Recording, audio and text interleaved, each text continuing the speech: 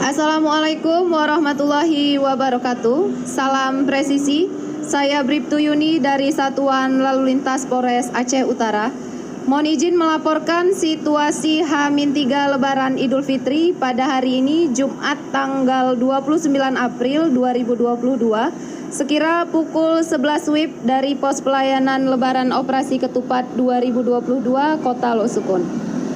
Dapat kami laporkan untuk situasi terkini arus lalu lintas mudik dari arah Medan menuju Banda Aceh, begitu pula sebaliknya terpantau landai, aman, dan lancar. Untuk kendaraan didominasi oleh kendaraan angkutan umum dan juga barang. Sedangkan untuk kendaraan pemudik belum mengalami peningkatan. Kami menghimbau kepada para pengendara dan juga pengguna jalan agar selalu berhati-hati dan selalu mematuhi rambu lalu lintas, serta tetap jaga protokol kesehatan. Jadilah pelopor keselamatan dalam berlalu lintas demi keselamatan kita bersama. Demikian yang dapat kami laporkan. Wassalamualaikum warahmatullahi wabarakatuh.